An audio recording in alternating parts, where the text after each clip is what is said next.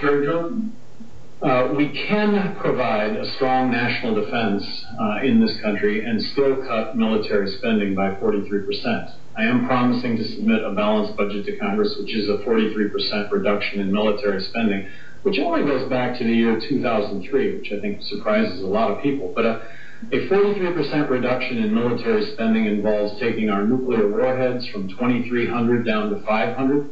We needed to blow up the world 10 times, or might 6 times do. And when it comes to occupying other countries, that needs to be a 43% reduction, although I'd be hard-pressed to know why we should go from 100,000 troops in Europe to 57,000 troops. I'd be hard-pressed to understand why we should have any at all. But it is the presence that we have throughout the world. It's military personnel in uniform, and it's the support staff that goes along with that. It's the entanglements that we're currently involved in. So it's the military engagements that we currently have. It's research and development. It's intelligence. It's across the board.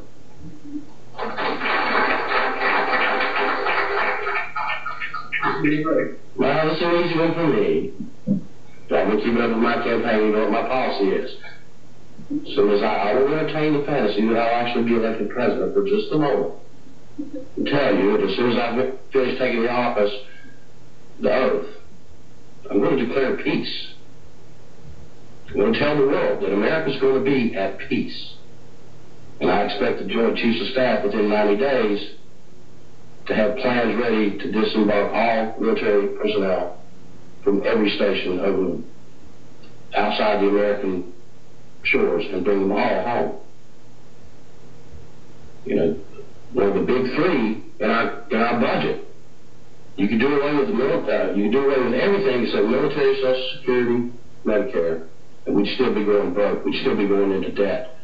Part of that is because for every military personnel overseas, there is between, depending on where they are, there's between 7 and 12 support people and contractors. 12 people per every soldier over there.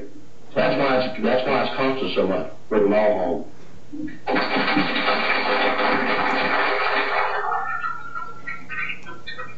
The next question will be addressed to the person with Bill Skill. Brett Judge, you have a question. Sure. I just want to remind everyone, as Chairman Hinkle pointed out earlier, these questions are not from us. These are questions that people wrote in from our Libertarian Party of Florida. We'll read them exactly as we got them. So, the next question: what is your plan for bringing forth real economic recovery? Is it as simple as cutting spending, going back to a gold standard, and abolishing the Federal Reserve? Well, as I said before, abolishing the Federal Reserve is not enough. You have to go deeper than that. I'm totally opposed to the gold standard. The gold standard has never worked for the cause of freedom throughout the entire history of the world. It's never worked to empower the middle class. It works only to empower what we call the plutocracy, the richest group. So, as far as what I would do from economic policy, this is the centerpiece of my campaign. You have to have. There are two pillars upon which this whole thing rests, and that's, number one, the elimination of the ability of the government to borrow money. Governments do not have to borrow when governments can create. It's an essential form of sovereignty. And number two, you have to eliminate the ability of banks to lend money they don't have. Believe it or not, right now, if the banks follow the rules, they get to lend 10 times the amount of money they have. We found out from the 2008 congressional investigation, however, that the biggest banks were leveraged 52 to 1. Freddie and Fannie were leveraged 80 to 1. That means that they had just a little more than $1 of capital for what they were actually lending when they were lending 100.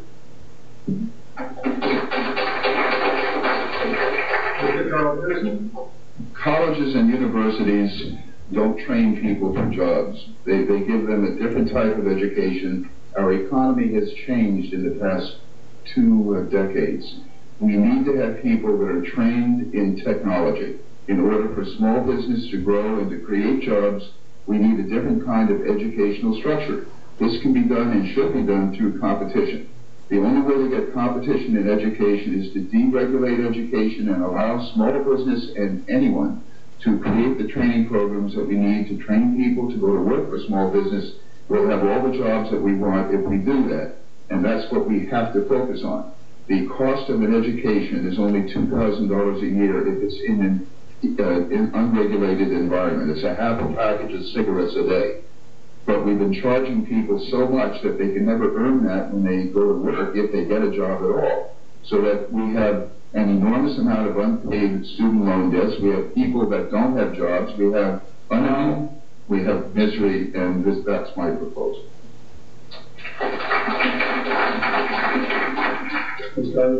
Certainly auditing and ending the Federal Reserve are important, and I would do both of those.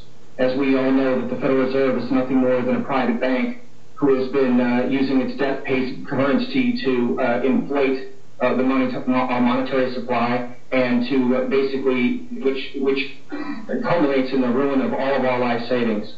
So yes, I would certainly end those, but I would also look in other sectors. For example, to restore the economy, I would eliminate the socialism at the federal level, which is crushing, and the high taxes, as I mentioned earlier, which is crushing our businesses, large and small, and therefore, in effect, driving our jobs overseas. I would also look towards immigration and understand that our labor markets have to be competitive, and we have to have a free market of labor. There was a recent article that was mentioned earlier where Steve Jobs told President Obama that the jobs that have gone overseas are not coming back, but I disagree. I think that the way to bring those jobs back is to eliminate that socialism that's destroying our competitiveness and driving our business overseas, and also to continue to have a free market of labor, so that way people can compete and restore themselves through their job.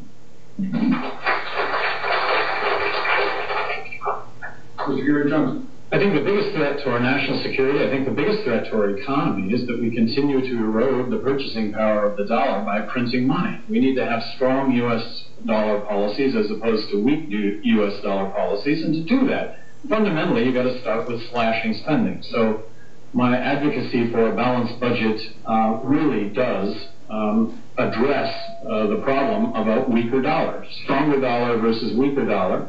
And then I really think that implementing the fair tax, which is a consumption tax, which is cost neutral over a very short amount of time, really does set the stage for economic growth in a really big way.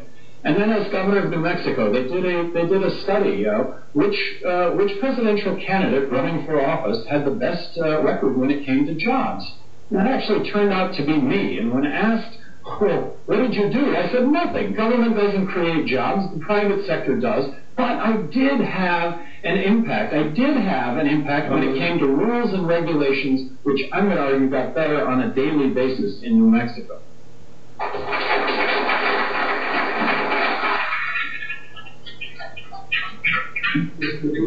Well, I'm sure the governor didn't mean to, but he segued right into what I wanted to say.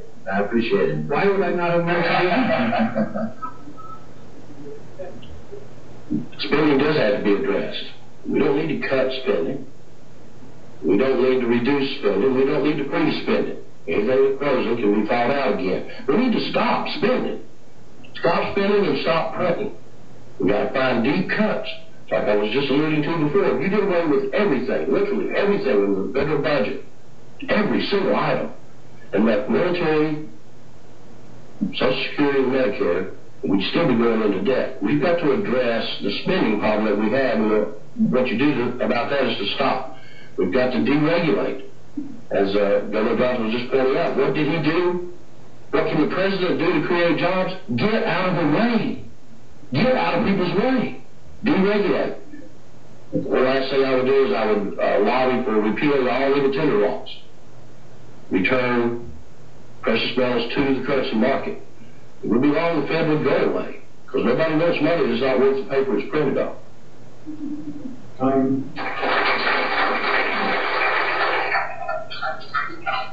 Leroy Saunders.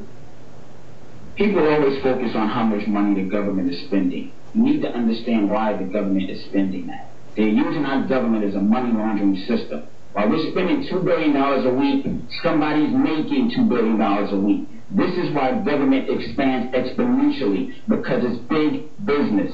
Government is not the problem. It's the special interests that seep into our government. Every piece of regulation or litigation was put in place by a human being. Whether it was to deplete the post office, by Congress saying that the post office has to pay 75% of their employment benefit, retirement benefits in a 5-year span. Now, why would a congressman pass that? Because his campaigns are being financed by FedEx and UPS, the post office's biggest competition. This is why we have so much regulation. It's not government. We've got to get rid of big business. I'm part of the government, and I've never seen anybody leave by doing nothing. Time.